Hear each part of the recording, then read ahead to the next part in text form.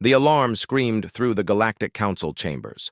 Ambassador Thessix's 6 eyes widened as the emergency broadcast filled every screen in the massive hall. The message was clear and desperate. The Valari colony needed help, now. "Please, anyone who can hear this," the voice crackled through static. "The Crimson Reavers have surrounded our world. We are a peaceful people. We have no weapons, no army. They are bombing our cities. Thousands are dying. Please help us." The council chamber erupted in worried voices. 300 species, all talking at once. The Valari were known across the galaxy as kind and gentle beings. Their bodies were made of living crystal that caught light like rainbows. They had never harmed anyone. And now, they were being slaughtered. Counselor Vrimath slammed his appendage on the desk. "We must send peacekeepers immediately." "With what forces?" Another counselor shot back. "We have conflicts on 12 worlds already. Our peacekeeping fleet is stretched too thin." The arguing continued for hours. Every species had an opinion. None had a solution. The Valari were dying and the council was talking in circles. Thessix stood up slowly. The movement made everyone quiet. When Thessix spoke, people listened. "I have a suggestion," he said carefully. "But many of you will not like it." "Speak," Vrimath commanded. "We hire the humans." The chamber exploded in angry shouts. Thessix had expected this. Humans were feared across known space. They came from a planet called Earth, a world so dangerous that it was classified as a Class 12 death world. Only the most violent and deadly planets earned that rating. "The humans are barbarians!" someone shouted.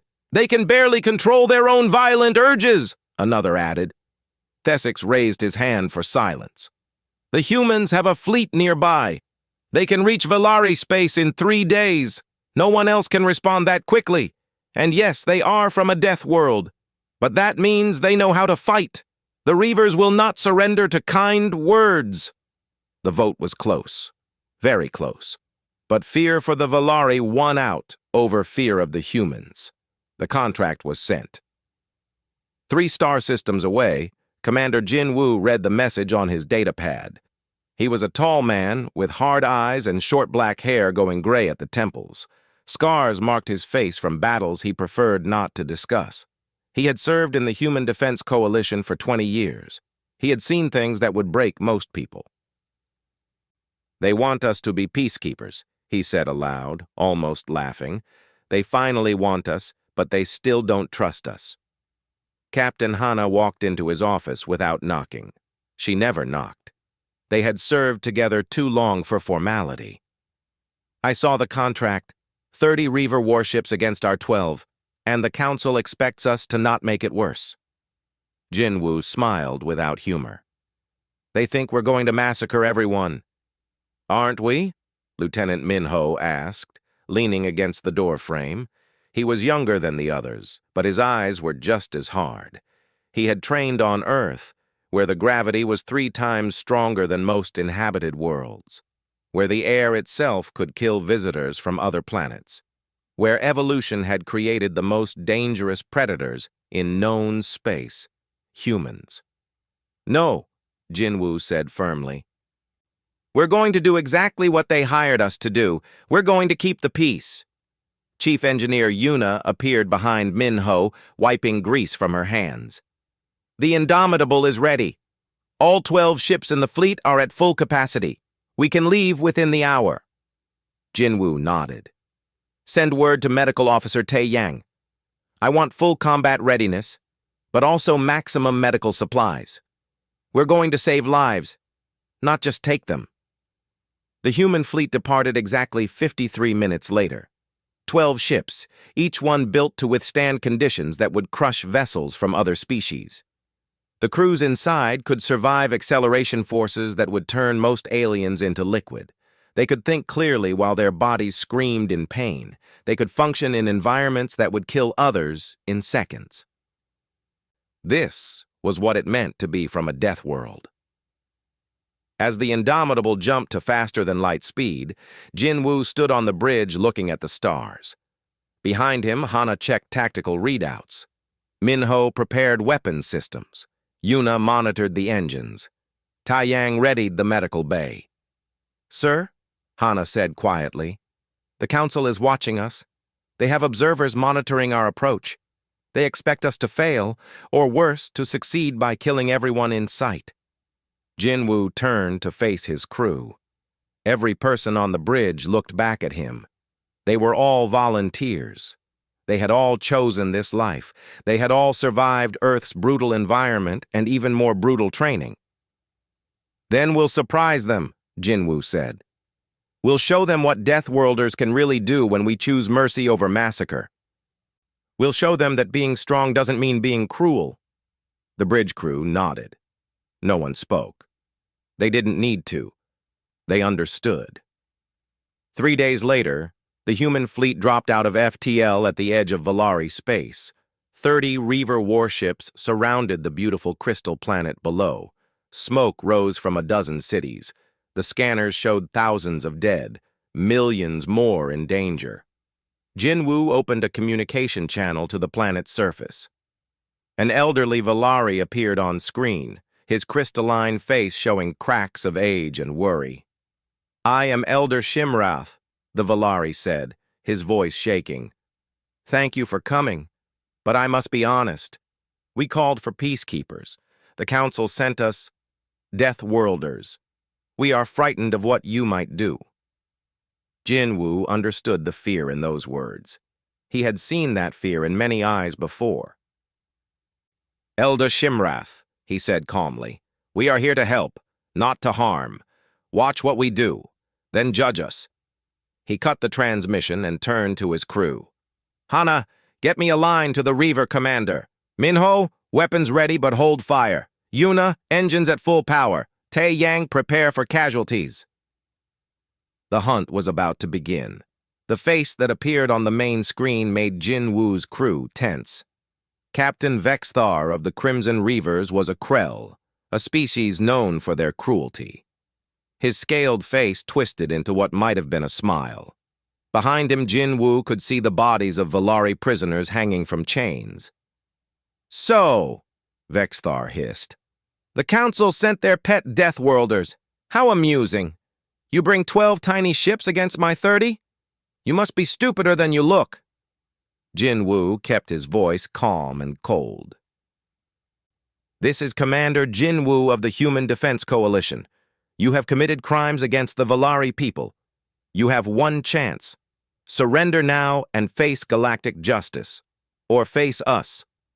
Vexthar laughed, a harsh sound like breaking glass. "I have destroyed 100 worlds, human. I have made entire species beg for mercy. What makes you think your pathetic fleet can stop me?" "Last chance," Jinwoo said. The Reaver captain's response was to fire every weapon he had at the Indomitable. Plasma bolts and missiles screamed through space. The bridge crew didn't even flinch. They had been expecting this. "Hana," Jinwoo said quietly. "On it," she replied. The Indomitable moved. Not like other ships moved, slow and careful. It moved like a hunting animal, fast and savage. The ship twisted in 3 dimensions at once, dodging fire that should have been impossible to avoid. The human crew inside felt the crushing G-forces. Their bodies screamed in protest, but they had trained for this. They had evolved for this. Behind the Indomitable, the other 11 human ships scattered like a pack of wolves. They didn't move in the neat formations that other species used. They moved in chaos that somehow made perfect sense. "Return fire," Jinwoo ordered. "Disable their engines and weapons. No kill shots unless absolutely necessary." Minho's fingers danced across his console. The human weapons had been designed to penetrate Earth's thick atmosphere and extreme weather. Against Reaver shields designed for normal space combat, they cut through like hot knives through soft butter. 3 Reaver ships suddenly went dark, their engines dead, their weapons offline. But they were intact. Their crews were alive. "What are they doing?" Vexthar screamed at his tactical officer. Why aren't the humans destroying us? The humans didn't answer. They just kept moving, kept firing, kept disabling ships without destroying them. It was more terrifying than any massacre would have been. These Deathworlders had the power to kill, but they chose not to. Within 10 minutes, 7 Reaver ships were disabled. Within 20 minutes, 15 were floating helpless in space. The rest began to run. "Let them go," Jinwoo ordered. "Track them, but let them run. Hana, start rescue operations on the disabled ships." "Rescue operations?" Minho asked, surprised. "They're beaten. Now they're just people who need help. Get Taeyang's teams ready." On the planet below, Elder Shimrath watched the battle with his entire government. They had expected the humans to destroy the Reavers in a blood-soaked massacre. Instead, they watched precision, control, mercy. "They're saving the Reaver crews," one of the Valari observers said in shock. "The Deathworlders are rescuing their enemies." Medical Officer Taeyang supervised the rescue teams personally. His people pulled Reaver crew members from damaged ships, treated their injuries, gave them food and water. The Reavers were confused and frightened. They had expected torture or death, not medical care. One young Reaver soldier, barely old enough to serve, stared at Taeyang with wide eyes. "Why are you helping us? We tried to kill you." Taeyang wrapped a bandage around the soldier's injured arm with gentle hands. "Because you lost. The fight is over. Now we help whoever needs it. That's what peacekeepers do." The soldier began to cry. On the Indomitable's bridge, Hana brought up new sensor data. "Sir, we have a problem. One of the disabled Reaver ships has prisoners on board, Valari civilians. If we bring the Reavers aboard for treatment, we'll have the prisoners too." "Good," Jinwoo said. "Bring them all. Get the Valari to medical first. Make sure they're treated with care." The first group of Valari prisoners to board the Indomitable was terrified. They had been rescued by one nightmare and delivered to another. Humans were Deathworlders, monsters. Everyone knew this. But then they met Taeyang. The medical officer moved among the injured Valari with careful precision. His hands were strong enough to crush their delicate crystal bodies, but he touched them like they were made of the finest glass. He spoke softly. He explained everything he was doing. He asked permission before treating them. One elderly Valari woman had a crack running through her shoulder. Taeyang studied it carefully, then pulled up medical texts about Valari physiology on his datapad. He had never treated a crystal-based life form before, but he learned quickly. "This might feel strange," he told her. "I'm going to use a resonance tool to help the crystal regrow. If it hurts, tell me immediately." It didn't hurt. Within an hour, the crack was sealed. The woman stared at her healed shoulder in amazement. "Thank you," she whispered.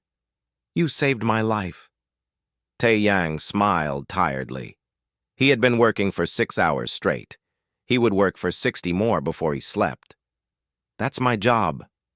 Meanwhile, Lieutenant Minho had a different task. He was interrogating the captured Reaver second in command, a scarred warrior named Grath. Minho sat across from him in the holding area with 2 cups of hot tea. "Drink," Minho said, pushing 1 cup toward Grath. "It's safe. Just tea." Grath stared at the cup like it might explode. "Why?" "Because you look tired, and this conversation will go better if you're comfortable." "You're going to torture me for information." Minho shook his head. "No. I'm going to ask you questions. You can answer or not.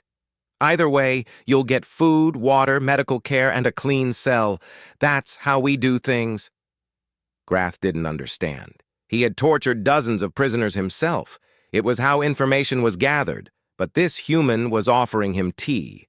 He talked. Over the next several hours, he told Minho everything, about the Reaver attacks, about the planets they had destroyed, and about something more disturbing. The Reavers hadn't come to Valari space on their own. They had been hired, paid by someone powerful to attack the Valari and make it look random. "Who hired you?" Minho asked. Grath hesitated. Then he said a name that made Minho's blood run cold. Admiral Krill, a high-ranking member of the Galactic Council itself. Minho stood up quickly. "I need to tell the commander. Finish your tea. Someone will bring you dinner." He found Jin Woo in his office reviewing damage reports. The Indomitable had taken some hits, but nothing serious. Human ships were built tough. "Sir, we have a problem. The Reavers were hired by someone in the Council, Admiral Krill. He wants the Valari planet for its crystal deposits." Jin Woo was quiet for a long moment. Then he cursed softly in Korean. "Our contract was to drive off the Reavers. We did that. If we pursue this, we'll be going against the Council itself. What do we do?" Before Jin Woo could answer, alarms blared across the ship. Hana's voice came through the comm system, urgent and sharp. "Sir, long-range sensors have detected a fleet approaching. 50 ships, Council peacekeeping forces, led by Admiral Krill's flagship.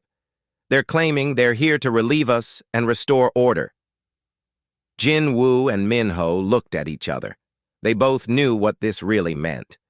Krill was coming to finish the job and eliminate the witnesses, including the humans who had saved the Valari. Jin Woo stood up and straightened his uniform. "Sound battle stations. And get me a line to Elder Shimrath. The Valari need to know what's coming." The real fight was about to begin. Admiral Krill's face filled every screen across Valari space. He was a Thorian, a species that looked like walking mountains of muscle and bone. His voice boomed with false authority. "Commander Jin Woo, this is Admiral Krill of the Galactic Council Peacekeeping Force. You have completed your contract. The Council thanks you for your service. Now withdraw your forces immediately. We will take over from here." Jin Woo stood on the bridge of the Indomitable, surrounded by his crew. Behind him, Hana worked at her console. Minho checked weapons status. Yuna monitored the engines. Every person on the bridge knew what was really happening. "Admiral Krill," Jin Woo said calmly, "I'm afraid we can't do that. We have evidence that you hired the Crimson Reavers to attack the Valari. We have testimony from Reaver prisoners. We have financial records, and we're broadcasting all of it to the Galactic Council right now." Hana pressed a button. Every piece of evidence Minho had gathered from Grath went out across the galaxy. Voice recordings, payment transfers, secret communications, all of it. Krill's face turned dark with rage. "You lying Deathworlders! You're trying to create chaos! All ships, this is a direct order! The humans have gone rogue! Destroy them!" 50 Council warships advanced on the 12 human vessels. On hundreds of worlds, billions of people watched the live feeds. The Galactic Council itself watched from their chambers, suddenly very quiet. "Sir," Hana said quietly, "the odds are not good." Jin Woo smiled without humor. "When have the odds ever been good?" He opened a channel to the entire human fleet. "All ships, this is Jin Woo. They think we're going to run. They think 50 ships can scare away 12 Deathworlders. Let's show them what humans do when we're cornered. Earthstorm Protocol. Execute." The human ships didn't retreat. They charged forward, directly at the Council fleet. Then, at the last second, they dove down toward Valari's planetary ring system. "They're running into the rings!" one of Krill's officers shouted. "Follow them!" Krill ordered. "Don't let them escape!" The Council ships pursued, but something went wrong immediately. The rings around Valari were thick with debris, rocks, ice, and dust. The human ships slipped through the chaos like fish through water. They twisted, turned, and spun in ways that should have killed their crews. But human crews could survive it. They had evolved on a planet with crushing gravity. Their bodies could handle punishment that would turn other species into puddles. The Council ships tried to follow. Their crews started screaming as the G-forces hit them. Bones broke. Organs failed. 3 ships collided with debris, their crews too slow to react in the chaos. "Pull back," those captains ordered. "We can't follow them in there." But Krill wouldn't listen. "Forward! They're just humans. They can't—" A message cut across his transmission. It was Elder Shimrath, broadcasting to the entire galaxy. "People of the Council, I am Elder Shimrath of the Valari. We did not know about this conspiracy. We called for help, and the humans answered. They saved us. They showed mercy to their enemies. They treated our wounded. And now they fight against impossible odds to protect us from a corrupt admiral who wants to steal our world. We stand with the humans." On the planet below, something remarkable happened. The Valari activated their crystal technology. They had never used it for war before. They didn't even know if it would work. But they had to try. Massive crystal arrays across the planet began to resonate at specific frequencies. The resonance created fields that amplified human weapons and disrupted Council ship sensors. Suddenly, the human ships could hit twice as hard, while the Council ships were half blind. Engineer Yuna saw the readings and laughed out loud. "The Valari are helping us! They're boosting our weapons!" "Then let's not waste it," Jin Woo said. "Hana, pattern Omega." The human ships exploded out of the ring system in a coordinated strike. They hit 6 Council ships simultaneously, disabling engines and weapons with surgical precision. No kill shots, no destroyed ships, just perfect, controlled violence. Krill was screaming now. "Destroy them! I order you to destroy them!" But his captains were starting to question. They had seen the evidence. They had watched the humans save Valari lives. They had seen Krill's rage and desperation, and they were starting to understand the truth. On the Indomitable, Tai Yang was working another miracle.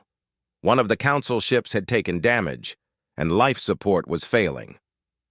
Without being asked, without waiting for orders, Tai Yang sent a medical team to rescue the crew.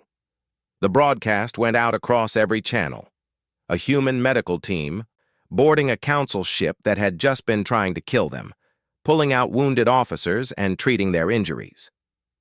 One Council captain watched his crew members being saved by the Deathworlders and made a decision.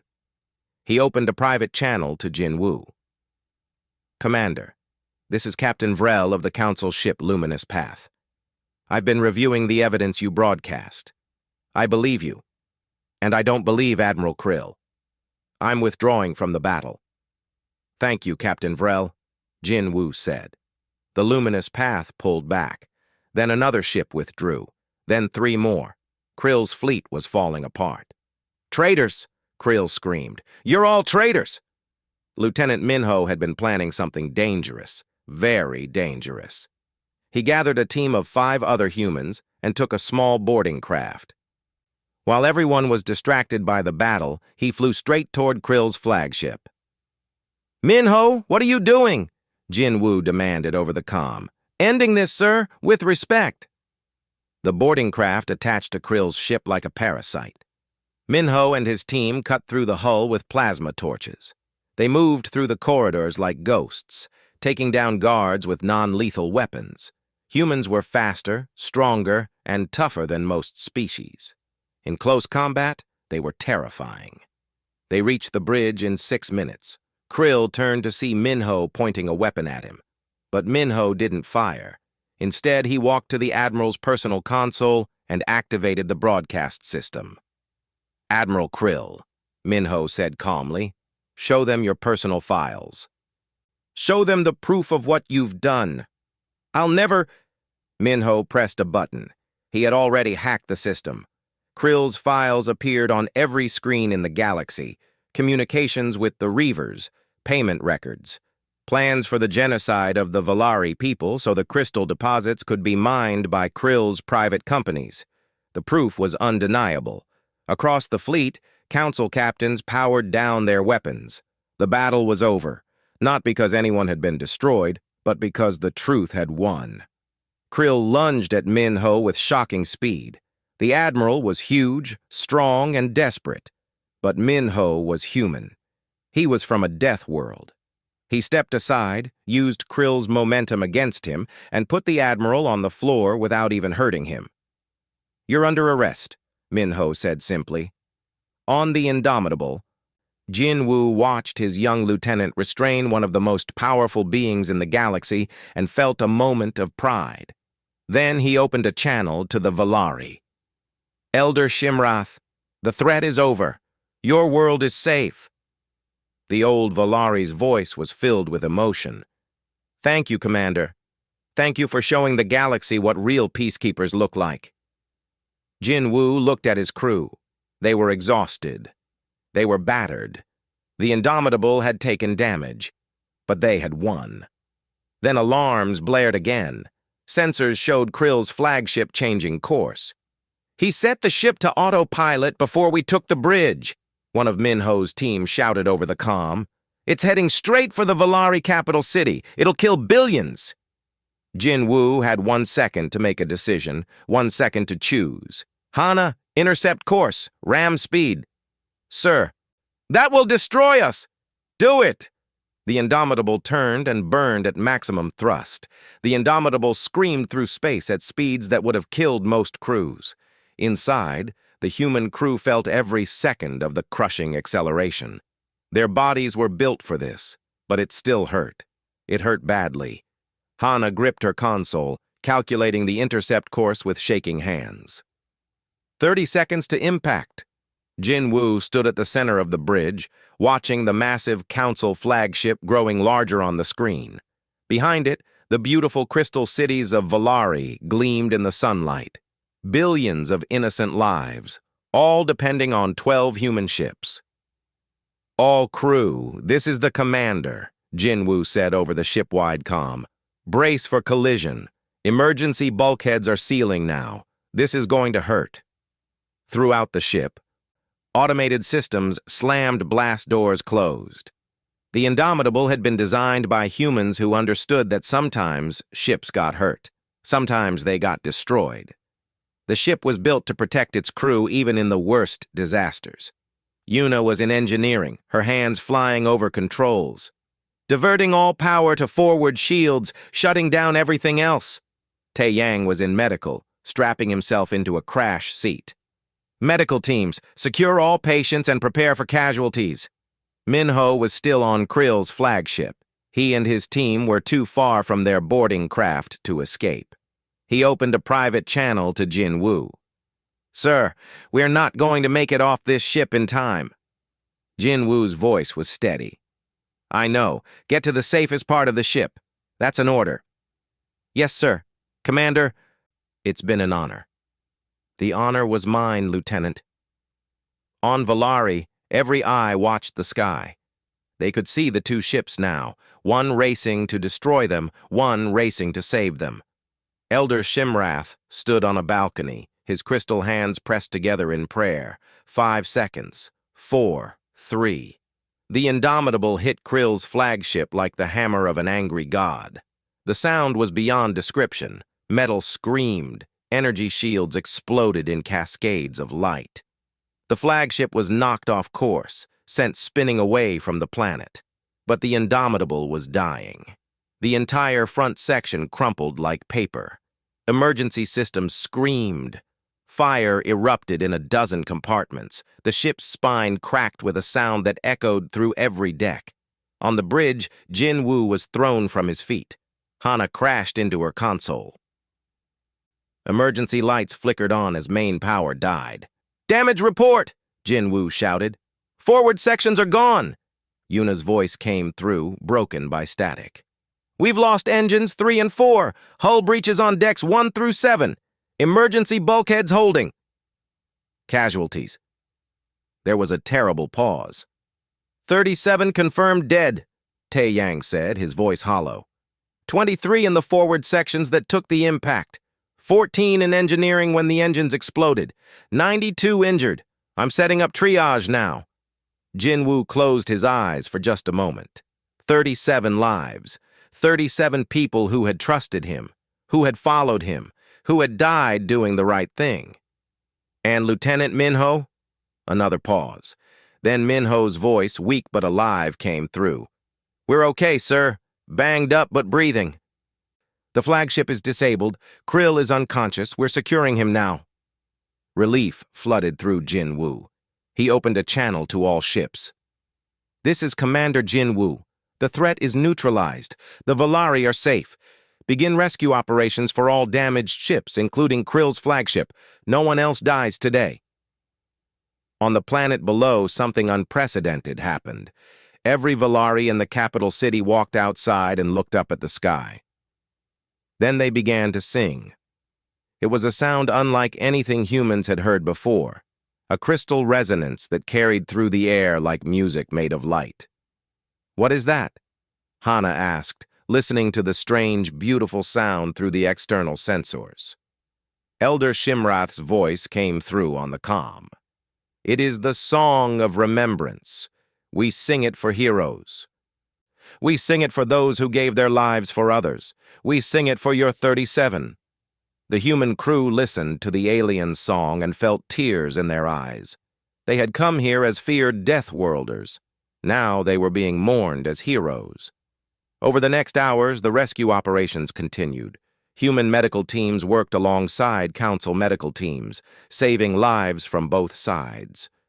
The wounded from Krill's flagship were treated with the same care as the wounded from the human fleet. Tai Yang worked without stopping. He had been awake for 40 hours. His hands shook from exhaustion, but every time he tried to rest, another patient came in. Another life to save. A young council officer, barely more than a child, looked up at him with frightened eyes. "Why are you helping me?" "We tried to kill you." Tai Yang gave the same answer he had given before. "Because you need help. That's enough." The galaxy was watching all of this. The battle had been broadcast live. The collision had been seen by billions. And now they were seeing the aftermath. Humans pulling survivors from wreckage. Humans sharing medical supplies. Humans mourning their dead, but still helping their enemies. The Galactic Council reconvened in emergency session. The evidence against Admiral Krill was overwhelming. But more than that, the Council members were watching what the humans were doing. These Deathworlders, these beings from a world so violent that most species couldn't survive there, were being more civilized than the Council itself. Counselor Vrimath stood to speak. "I motion that all charges against Admiral Krill be brought forward immediately, and I motion that we formally apologize to both the Valari people and the human fleet." The vote was unanimous. Back on the Indomitable, Jin-Woo stood in the medical bay looking at the bodies of the 37 crew members who had died. They were covered in white sheets, arranged in neat rows. So young, some of them. So brave, all of them. Hana stood beside him. "The Council is offering us the Star of Valor, the highest honor in known space." "And our people still paid the price," Jin-Woo said quietly. "They knew what they signed up for. They were Deathworlders. We all are. We know that being strong means sometimes getting hurt, protecting those who can't protect themselves." Jin-Woo nodded slowly. "Get me a channel to Earth. Their families need to know. They need to hear it from me." Making those calls was the hardest thing Jin-Woo had ever done. 37 families, 37 sets of parents, siblings, lovers, friends, all hearing that their person wasn't coming home. But he made every call. He looked into every face. He told them what their loved ones had done, how they had saved billions of lives, how they had changed the galaxy's view of humanity. One mother, her face wet with tears, said something that stayed with Jin-Woo forever. "My son joined the fleet because he wanted to prove that humans could be heroes, not just warriors. Did he do that?" "Yes," Jin-Woo told her. "He did exactly that." After the calls were done, Jin-Woo walked to the observation deck. Through the window, he could see Valari spinning slowly below, beautiful and whole. Alive because of what his crew had done. Yuna found him there an hour later. "Sir, the Valari are asking permission to come aboard. They want to hold a memorial ceremony for our dead, with us. Jinwoo nodded. Grant it. The ceremony happened in the Indomitable's main cargo bay, the only space large enough. Hundreds of Valari came aboard, moving carefully through the human ship. They brought crystals, each one carved with the name of one of the fallen 37. Elder Shimrath spoke in his crystal voice. In our culture, when someone saves lives through sacrifice, we create memory stones. These crystals will sing with light forever. They will be placed in orbit around our world, visible from every city. Your dead will watch over us for all time. And we will never forget what Deathworlders truly are, the bravest beings in the galaxy. The crystals were launched into orbit one by one. Each one caught the sunlight and began to glow, singing the same song the Valari had sung before, 37 points of light circling the world they had died to save. Jinwoo watched them rise and thought about everything that had happened. They had come here as peacekeepers. They had fought a battle. They had lost people. But they had also changed something important. The galaxy would never look at humans the same way again. 3 weeks after the battle, the Galactic Council held a formal ceremony. The Great Chamber was filled with representatives from 300 worlds. They had all come to witness something that had never happened before, a Deathworld species being honored by the entire galaxy. Jinwoo stood at attention in his dress uniform. Behind him stood the survivors of his crew. Hana, Minho, Yuna, Tae Yang, and dozens of others. They all wore black ribbons for the 37 who couldn't be there. Ambassador Thesix approached with a crystal case. Inside was the Star of Valor, a decoration made of metals from every council world, shining with inner light. Commander Jinwoo, Thesix said, his voice carrying across the chamber, the Galactic Council recognizes the extraordinary courage, mercy, and sacrifice of the human fleet. You were hired as peacekeepers. You proved to be heroes. We were wrong about your people. We are honored to present you with the Star of Valor. Jinwoo accepted the medal, but his face remained serious. Thank you, Ambassador. But this medal belongs to the 37 who died. They're the real heroes. We know, Thesix said quietly. That's why we're also doing something else, something new. A hologram appeared in the center of the chamber, showing a fleet of ships under construction. They were beautiful vessels, combining human engineering with council technology and Valari crystal systems. We're creating the Deathworlder integration program, Thesix announced. For too long, we've feared species from harsh worlds. We called them barbarians. We were wrong. Species from Deathworlds like Earth bring unique strengths, resilience, courage, the ability to survive impossible situations. We need that in our peacekeeping forces. We need you. The chamber erupted in applause. Not all of it was enthusiastic. Some species still feared humans. But most had seen the broadcasts. They had watched humans show mercy to enemies. They had seen humans die to save strangers. Counselor Vrimath stood. Commander Jinwoo, the Council offers you the rank of Fleet Admiral and command of the new joint Human-Valari peacekeeping force. Will you accept? Jinwoo looked at his crew. Hana nodded slightly. Minho smiled. Yuna gave a thumbs up.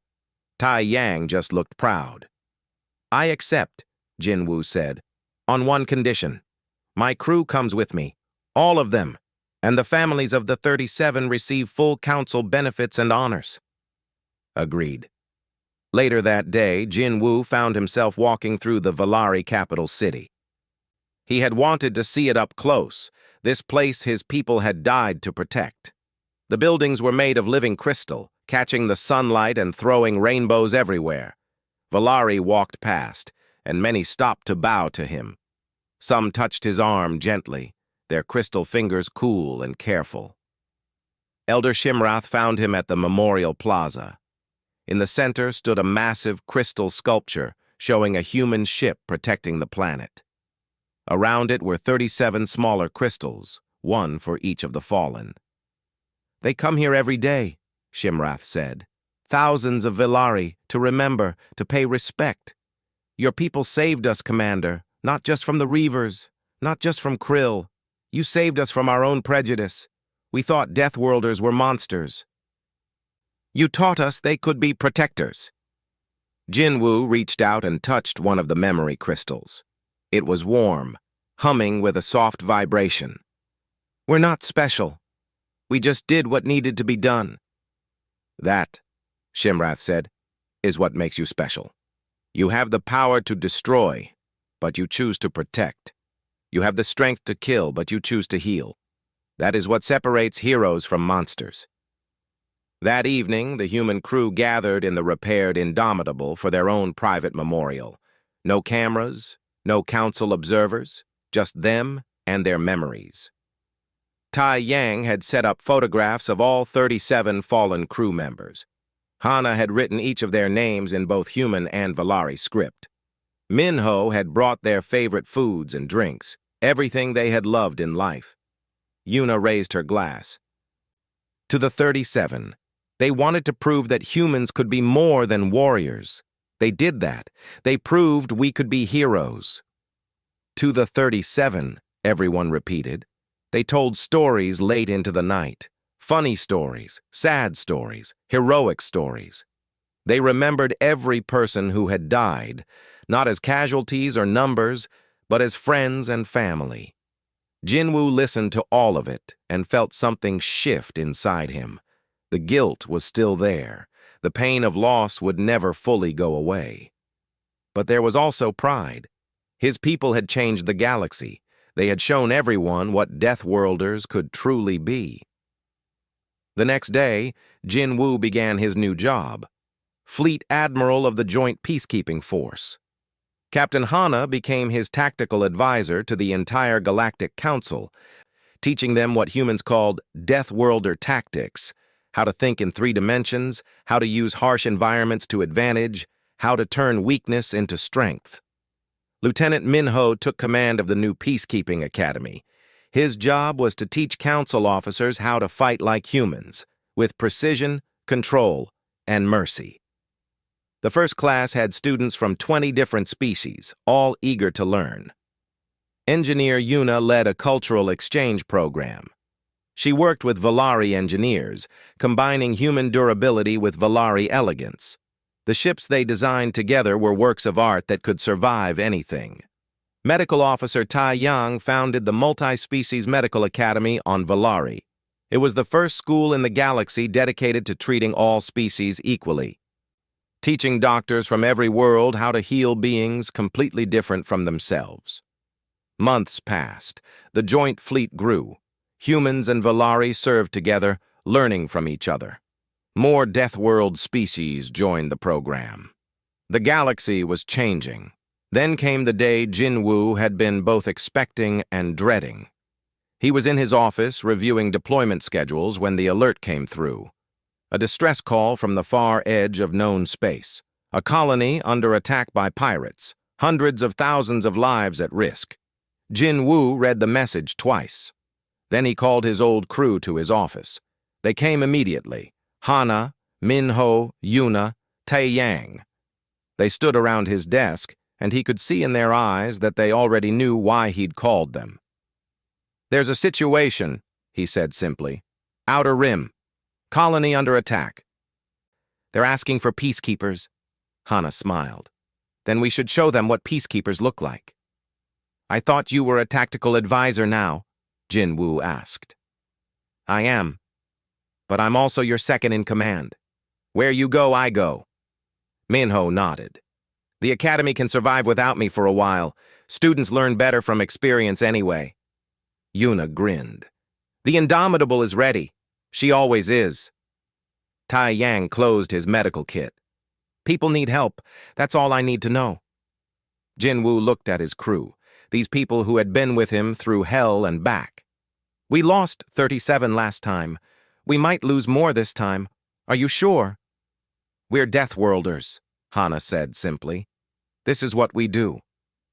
An hour later, the Indomitable departed Villari space. Behind it, 37 crystal lights sang in orbit. watching over the world they had died to save. The crew stood at their stations, ready for whatever came next. Jinwoo stood on the bridge as the stars stretched into lines around them. Below, on the navigation console, the distress call still played on repeat. People crying for help. People who needed peacekeepers. He thought about the journey that had brought them here, from feared Deathworlders to honored protectors, from outsiders to heroes, from warriors to peacekeepers. The galaxy had wanted peacekeepers. The Deathworlders had answered, and they would keep answering for as long as anyone needed help. Hana checked the navigation. ETA to the colony is 3 days, sir. Good, Jinwoo said. That gives us time to prepare. I want full combat readiness, but also maximum medical supplies. We're going to save lives. Always do. Sir, Tae Yang said from the medical station. Through the windows, the stars raced past. Somewhere out there, people were scared and hurting, but help was coming. The Deathworlders were coming, and they would show the galaxy, once again, what it meant to be strong enough to be gentle, powerful enough to be merciful, and brave enough to stand between the innocent and the darkness, no matter the cost. Minho looked up from his weapons console. Sir, what do you think we'll find out there? Jinwoo smiled, a real smile this time. Trouble. We'll find trouble, and we'll handle it. Together. The crew nodded. They were ready. The Indomitable jumped to maximum speed, racing toward the unknown. Behind them, the Valari sang songs of hope. Ahead of them, people waited for rescue. And aboard the ship, humans from a death world prepared to do what they did best. Save everyone they could. Fight for those who couldn't fight. Stand for those who couldn't stand. Be peacekeepers. The distress call echoed one more time across the bridge. Please, anyone who can hear this, we need help. Jinwoo's response was simple and certain. Help is coming. And the stars welcomed them home to the void, where Deathworlders belonged, protecting all those who needed protecting forever and always.